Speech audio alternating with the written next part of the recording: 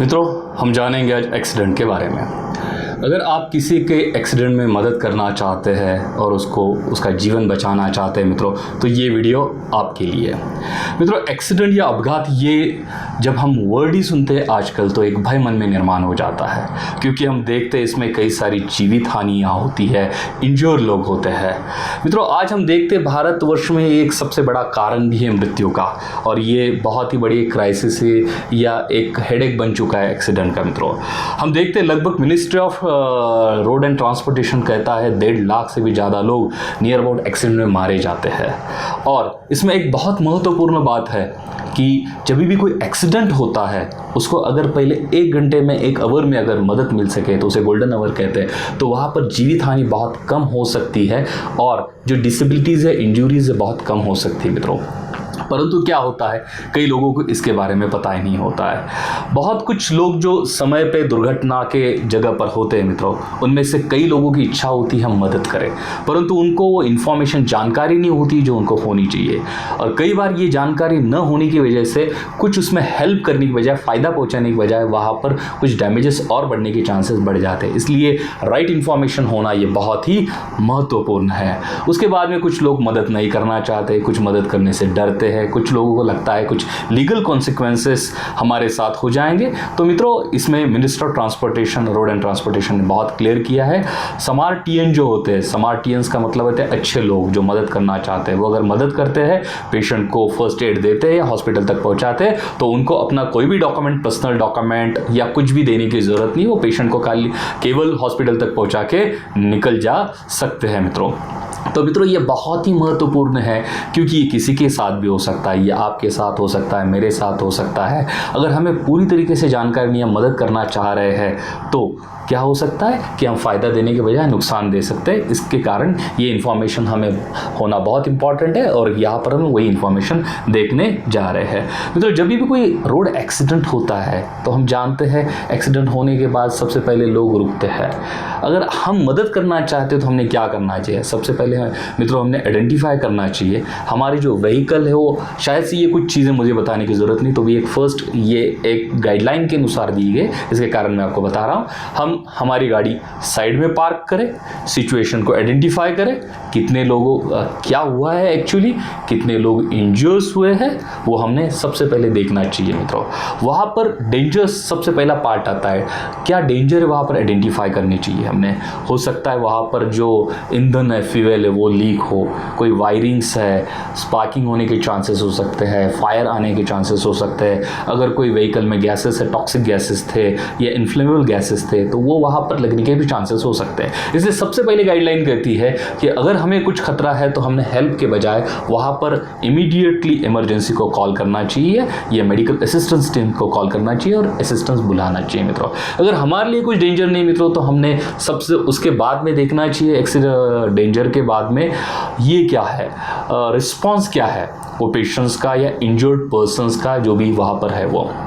उस वक्त हम जो भी लोग जा रहे रास्ते से उनसे भी मदद कॉल कर सकते हैं। आप किसी से इन्फॉर्म कर सकते हैं, आप इमीडिएटली मेडिकल जो सर्विसेज है, जैसे 100 नंबर जो हमने दिया है वो पुलिस सर्विस को है, 101 जो नंबर है फायर सर्विस उसको है, और 102 है एम्बुलेंस के लिए, और 108 है मेडिकल इमरजेंसी असिस्टेंस के लिए जो दिया गया है मित्रों, वहाँ पर हम कॉल कर सकते हैं। यूजुअली ये नंबर्स हमारे मोबाइल में भी होते हैं या हम कहीं से इसे याद भी रख सकते हैं मित्रों।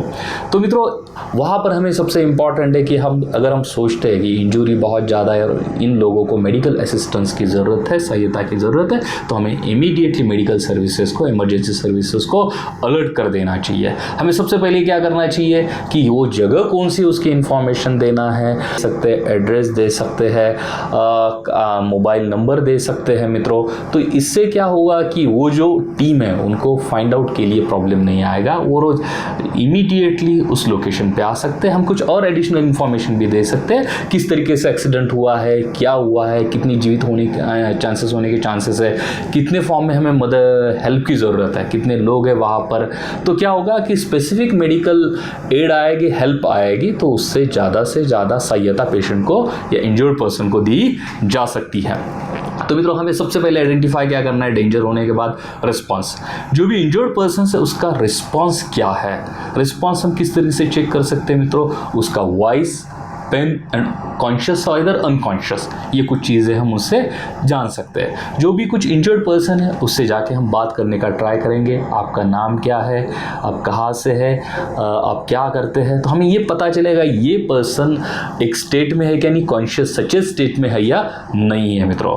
तो अगर हम देखते हैं कि वो पेशेंट रिस्पॉन्स कर रहा है तो हम उससे बात करेंगे। ये भी हमें जानना है सबसे महत्वपूर्ण कि वो श्वास ले रहा है या नहीं और उसका ब्लड सर्कुलेशन हार्ट चल रहा है या नहीं है। यह सबसे इंपॉर्टेंट है मित्रों, क्योंकि रोड एक्सीडेंट में जो सबसे ज़्यादा डेथ होती है वो ऑक्सीजन न मिलने की वजह से होती है, श्वासोच्छ्वास रुकने की वजह से होती है। क्योंकि गाड़ी क्या होती है, कोई भी गाड़ी अगर है, कोई भी व्हीकल है तो हिट करती है।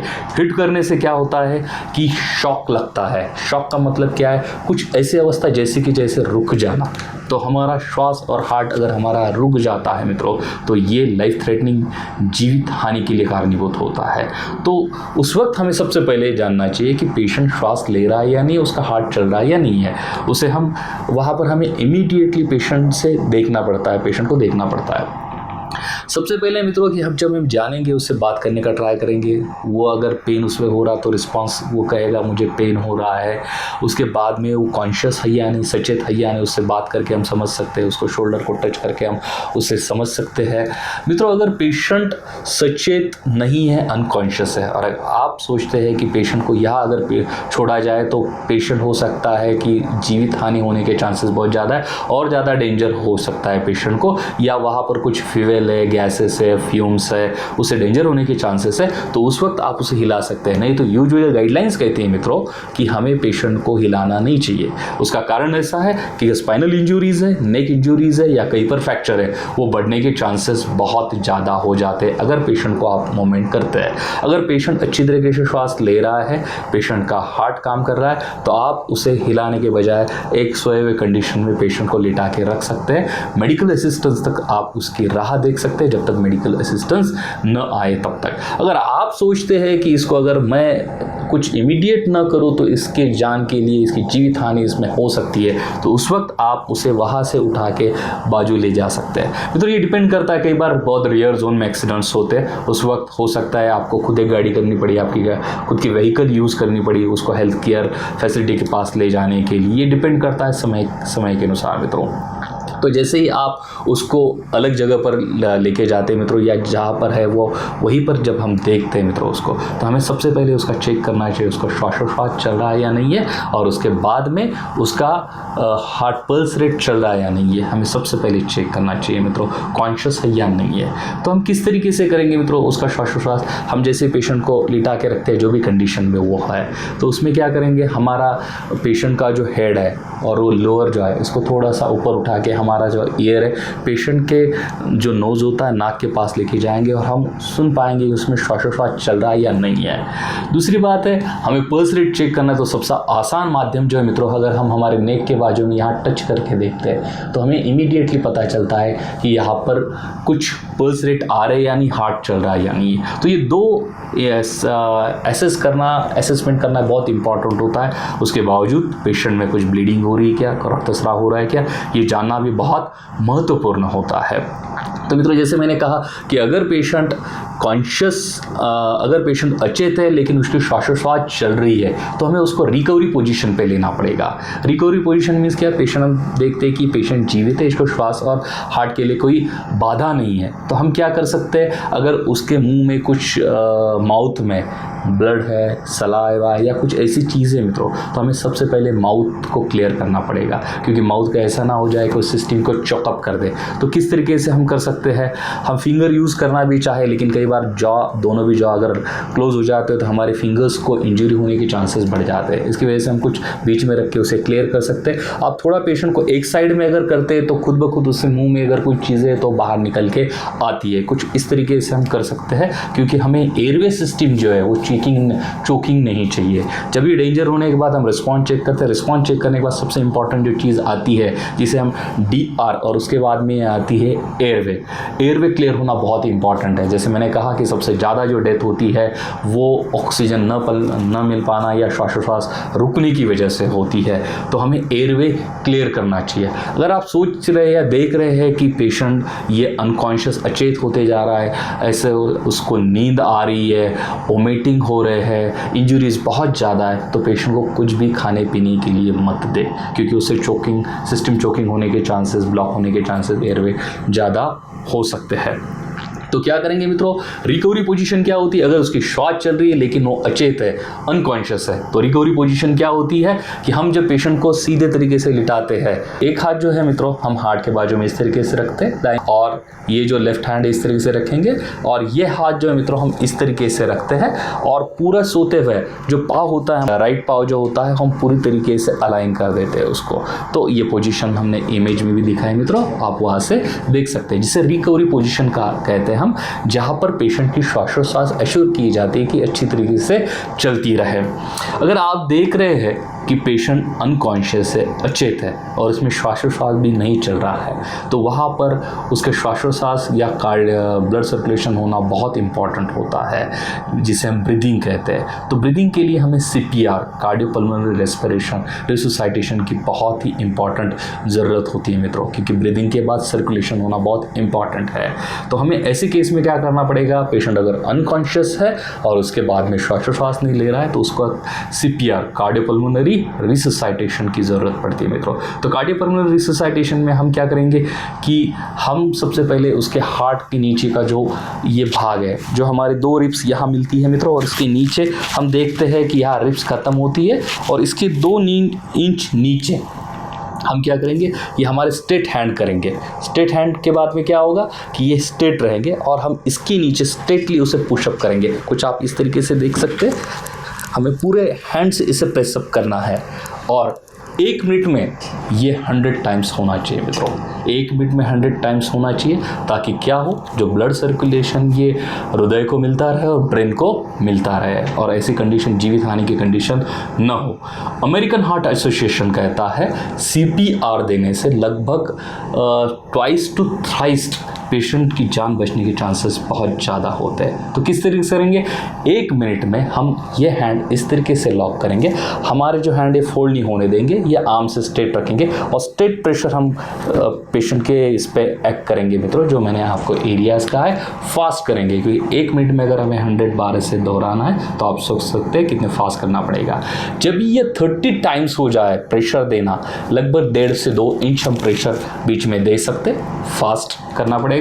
तो जब भी ये हो जाए मित्रों, तो हम क्या करेंगे, पेशेंट का ये जो है लोअर जो है या चीन जिसे हम कहते हैं, इसको हम ऊपर उठा के रखते हैं, और एक हाथ हम फोरहेड पे भी रख सकते हैं। फोरहेड पे रखने के बाद उसका माउथ हम खुला रखेंगे, और उससे माउथ टू माउथ रिस्पिरेशन हमें देना पड़ेगा। नोज क्लोज करना पड़ेगा, उसका ऊपर की पोजीशन में थोड़े से चीर हमें खींच के ओपन करना पड़ेगा, और माउथ टू माउथ हमें क्या करना पड़ेगा, उसको श्वास देना पड़ेगा। श्वास किस तरह से दे सकते हैं मित्रों, हमें लगभग हमारी पूरी डिप इनहेलेशन श्वास लेना है, पूरी छाती भर लेनी है मित्रों, और कंटिन्यूसली उसके माउथ में हमें 5 सेकंड तक श्वास छोड़ते जाना है मित्रों। थोड़ा श्वास छोड़ने के बाद आपको ये पता चलेगा कि उसकी अगर छाती फूल रही, तो हम ये समझ पाएंगे कि उसकी छाती में कोई ब्लॉक या रेस्पिरेशन के पाथ में कोई ब्लॉकेज नहीं है। तो हम क्या करेंगे, 30 टाइम जब हम उस हार्ट के नीचे की जगह को फास्टली प्रेस करेंगे मित्रों, ओके, 1.5 या 2 इंच तक, तो उसके बाद में 30 टाइम होने के बाद 2 टाइम हम क्या करेंगे, उसको माउथ टू माउथ ब्रीदिंग देंगे, श्वासोच्छ्वास देंगे मित्रों। तो हम जब उसको श्वासोच्छ्वास देते हैं 2 बार, लगभग 1 बार 5 सेकंड कंटिन्यू होना चाहिए, 2-3 सेकंड उसके बाद में रुकिए, फिर से उसे क्या कीजिए, 5 सेकंड हवा भरिए मित्रों, फिर से CPR करते रहे। 2 मिनट तक ऐसा CPR होने के बाद, कार्डियोपल्मोनरी रेस्पिरेशन, रिसुसाइटेशन होने के बाद, हमें चेक करना है कि पेशेंट नेचुरली ब्रीदिंग कर रहा है या नहीं है। अगर पेशेंट नहीं कर रहा है, तो हमें CPR कंटिन्यू करना है, क्योंकि जैसे मैंने कहा, ये सबसे एक लाइफ सेविंग टूल है पेशेंट के लिए। बहुत कुछ लोग जो है एक्सीडेंटल इंजरी की वजह से, शॉक की वजह से उनका श्वासोच्छ्वास रुक जाता है। बहुत बार वो ऐसे पोस्चर में आ जाते हैं, ऐसे बॉडी के सिचुएशन में आ जाते हैं कि श्वासोच्छ्वास नहीं ले पाते। सबसे ज़्यादा जो ये है डेथ है, इसी कारण से होती है।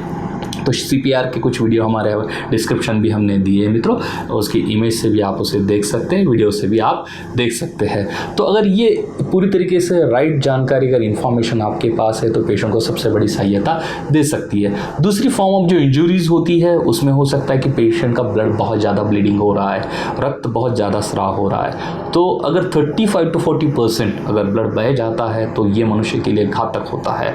इसके कारण रक्तस्राव रोकना बहुत इंपॉर्टेंट होता है मनुष्य के लिए।